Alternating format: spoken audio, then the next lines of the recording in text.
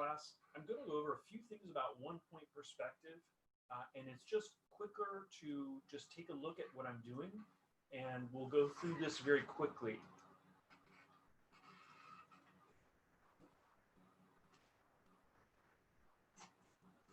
So the first thing to do is to establish the horizon line, and this is going to be true in any one-point perspective drawing. So I'm going to use a light pencil, a 2H pencil, to draw straight all the way across the page. Now, this is your eye level and it's the horizon line. So both of these are usually used interchangeably.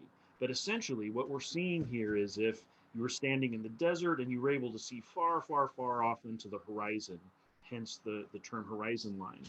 And also, if we were standing in the desert looking off and we were standing on a pair of railroad tracks, for example, then they would look something like that. So if you were standing with your feet planted here, looking off into the distance, and this was the railroad track, then you would see what we would call finally where those tracks disappeared. That would be what we would call the vanishing point. So with these two things, horizon line and vanishing point, we can draw almost anything really in linear perspective. So let's draw a cube, and with this, the first thing to do with a one-point perspective drawing is decide what the baseline of the object you want to draw, where that is. And that's the lowest part of the face of the box we want to draw. And I'm going to say it's probably, let's make it about right here. So what that is, that's the bottom of the cube we're going to draw. And I'm going to make it about, let's say 2 inches by 2 inches square. And you can do it with a ruler. You can also do it with a triangle, which are, if you don't have one, it's not essential, but if you're at just like CVS or Walgreens, you can probably in the stationery section get like a pack of them for a couple bucks. They're kind of good to have hanging around, but you can also just do it with a ruler. So now we have the face of the object we want to draw, the cube. Now what we need is to find its depth. So we do that by using these perspective lines. And we're going to go from corner to corner. From each of those 4 corners, we're going to give this flat shape dimension. And we're going to use lighter lines. So I'm using a 2H pencil. So from here, we can see this going from the face back into the distance. Now, the next thing we need to do is find how thick we want to make the box. Now, it's going to be, you can visualize it and just kind of eyeball it. It would probably, the back of it would be somewhere around here. But a quick trick is, in one-point perspective, you're able to do this. If you line up, in this case, I'm going to take this corner here and line up one edge with that corner and the other edge of the ruler with the farthest edge of the paper where the horizon line stops. What you'll get is where that intersects, where that visualization line intersects with this here, that's going to be the back of the box you want to draw. So I'm going to quickly pencil that in.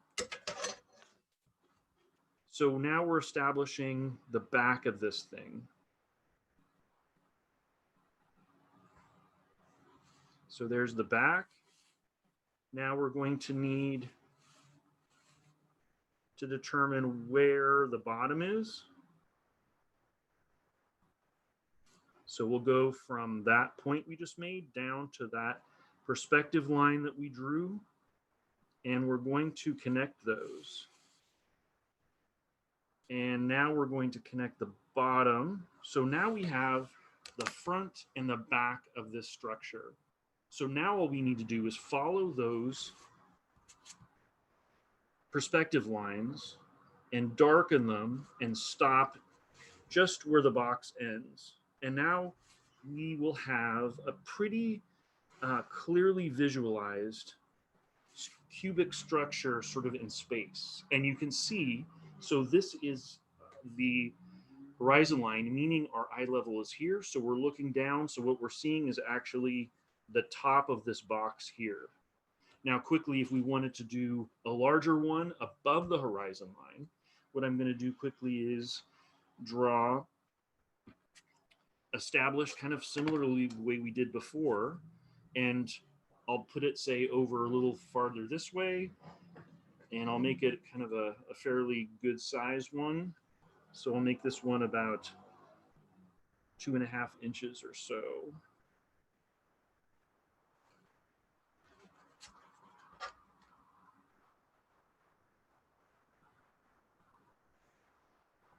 And this will be the face of this structure.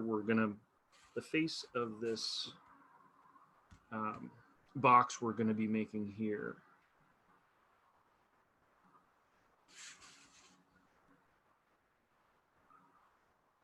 So now we need to give form to this shape. So I'm going to take a lighter pencil line and do the same thing I did below. I'm going to connect each corner of that square that I made. Each corner is going to draw all the way back to the vanishing point. So now I'll do the same thing. I'm going to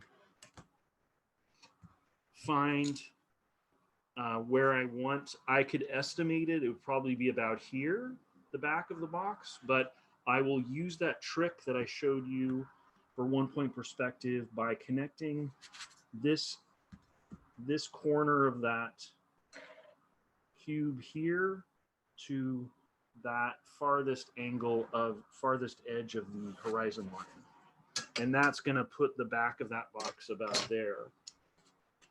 So now I will start fleshing out the box, the cube, and use our perspective lines, those lighter perspective lines, to show us where the edges will be. So I'll go from that bottom point up to where that perspective line is here. And on this side, I'll do the same thing, going from that bottom point up to where those lines are, those perspective lines are there. Now we have the back of the box.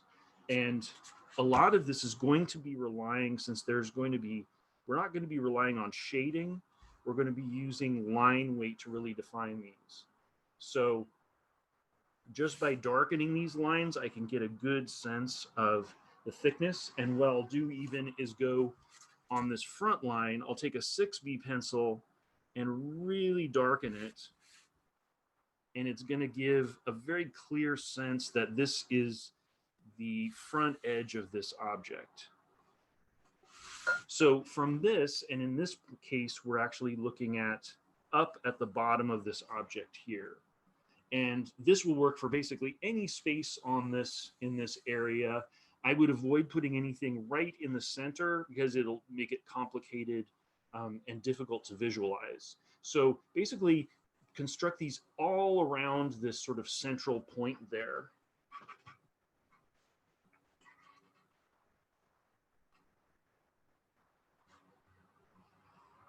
And next, after you do this, we'll move on to 2-point perspective.